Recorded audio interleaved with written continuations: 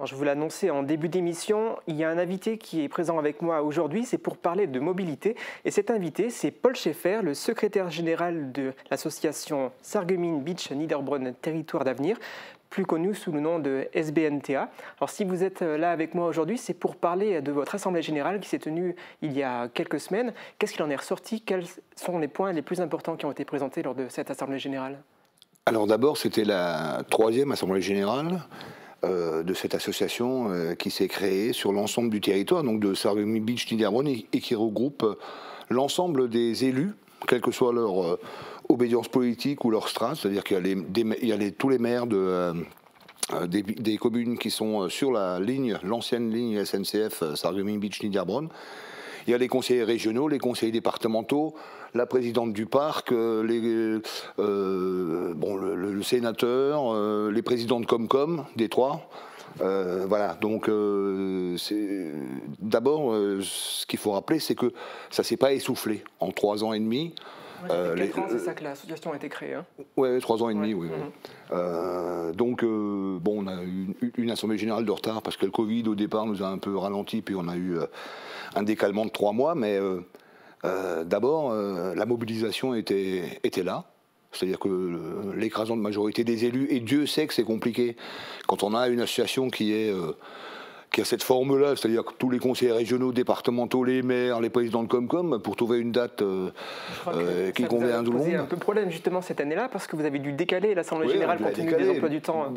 Pour une question de 2 personnes, on n'atteignait pas le quorum, mais c'était une anecdote. En fait, on s'est rendu compte là que non, les gens étaient de manière écrasante présents.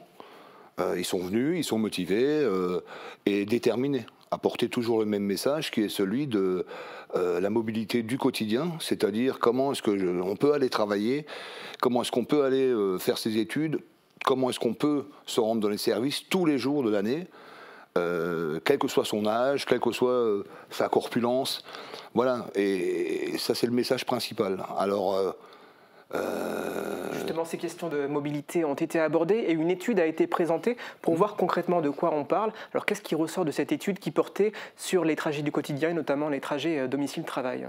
Alors, effectivement, c'est la communauté de communes avec le département de la Moselle qui avait commandité cette étude, donc sur le nord-est mosellan.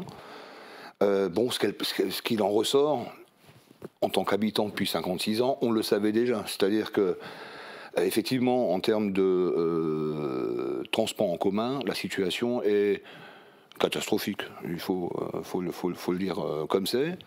C'est-à-dire qu'il n'y a pas de proposition de mobilité collective sur le nord-est mosellan, entre Sarreguemines Beach et le nord de l'Alsace. Donc on est sur des déplacements du coup individuels, avec une écrasante majorité des déplacements effectués en voiture. Aux alentours de 90% des trajets du quotidien se font en voiture individuelle dans laquelle on est seul. C'est-à-dire en dehors n'est pas pris en compte le covoiturage. 90% c'est on prend sa voiture seule pour aller travailler, pour aller faire ses études, etc. Et on le fait parce qu'on n'a pas d'autre choix. Parce que bien sûr que c'est une liberté, etc., la voiture individuelle, mais surtout, il n'y a pas d'autre choix, ni économique, ni structurel. Donc, si vous voulez habiter dans le Pays Beach ou si vous voulez habiter dans le nord de l'Alsace et que vous voulez aller travailler soit à Haguenau, soit à Sarreguemines, vous prenez votre voiture. Vous n'avez pas d'autre possibilité. Mais vous aimeriez qu'une autre possibilité soit mise en place? C'est-à-dire que nous, on considère comme tout le monde, et toutes les études, quelles qu'elles soient, celle-là, mais il y a aussi eu récemment une étude commanditée aussi par la communauté de communes du Pays Beach sur les aspirations de la jeunesse, par exemple. Là, j'y étais. Le premier obstacle qui apparaît à chaque fois, c'est la mobilité. C'est-à-dire que pour ses loisirs, pour ses études, c'est la mobilité le problème. Quand on a des réunions sur le sujet économique, de développement économique, le premier sujet qui revient, c'est la mobilité, l'accessibilité du territoire. À chaque fois, on peut prendre tous les sujets, toutes les thématiques, et à chaque fois, c'est la mobilité ou l'accessibilité du territoire qui apparaît comme le premier handicap. Alors, comment faire pour que cette accessibilité puisse se faire autrement qu'en voiture? Alors justement, donc nous, on considère que notre rôle dans l'association, donc qui rassemble tous ces élus, donc tous ces territoires, notre rôle principal, c'est de veiller à ce que la vraie question reste sur la table. C'est-à-dire qu'on n'élude pas la vraie question, qui est donc celle de la mobilité du quotidien pour aller travailler, pour aller faire ses études, pour se rendre dans les services médicaux ou autres, ou accéder à la culture simplement. Bien qu'à Meisenthal, on est un beau site. Hein, mais, on l'a vu tout à l'heure. On l'a vu tout à l'heure. Notre premier rôle, c'est ça. Alors après, il y a différentes possibilités. Tout le monde évoque l'ancienne ligne de chemin de fer, donc Sarreguemines Beach Niederbronn. Avec un projet Drézy. Entre autres, effectivement, c'est une ligne qui existe, qui appartient à 100% à l'État, hein, je le rappelle, elle n'est pas à nous. La question, c'est pas de savoir ce qu'on va faire de cette ligne, elle n'est pas à nous, elle appartient entièrement à l'État, par le biais de la SNCF. Et de chaque côté, sur plusieurs mètres, hein. C'est-à-dire que personne n'a jamais pu investir, même se rapprocher de cette ligne pour construire quelque chose. Donc cette ligne existe, elle est sous-bassée, elle est plate. Donc effectivement, on peut penser qu'on peut l'utiliser. Alors soit effectivement, actuellement, il semblerait que le projet qui a le vent en poupe soit le projet de Drézy. Donc c'est un train léger qui peut transporter jusqu'à 80 personnes, qui est fabriqué par l'Or à Dupikheim, donc en Alsace, ouais, chez nos amis alsaciens, donc.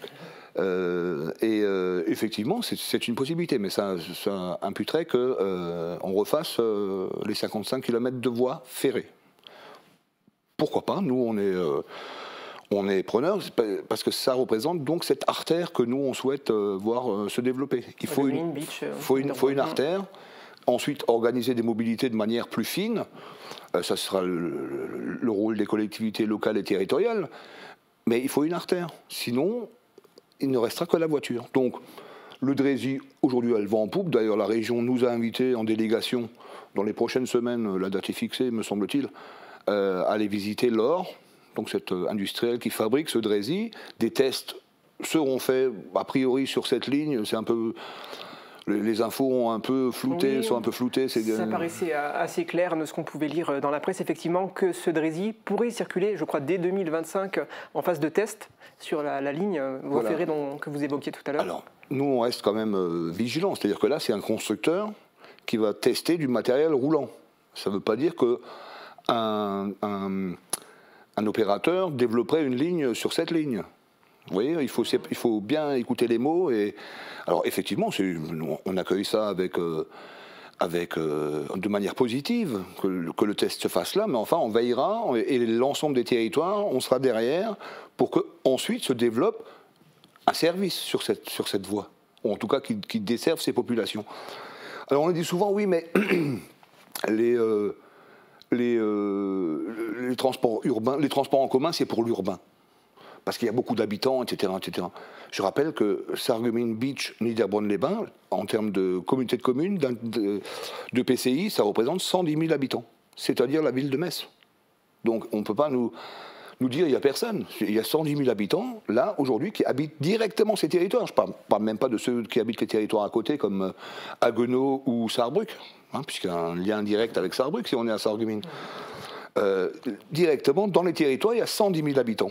Est-ce qu'on peut décemment les laisser sans réponse depuis des décennies sur ces questions-là, qui sont aujourd'hui vitales, les questions, mais qui demain le seront encore bien plus.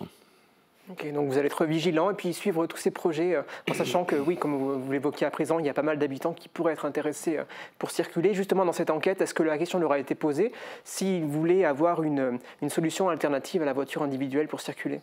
Alors, c'était pas une enquête du style sondage, hein, c'était une enquête sur les pratiques aujourd'hui, ce qui se fait aujourd'hui, et sur les possibilités éventuelles pour demain et après-demain. Parce que ce sont des projets longs, ça on le sait, ce sont des projets longs. Donc, mais on sait que la voiture individuelle, c'est un objet de liberté.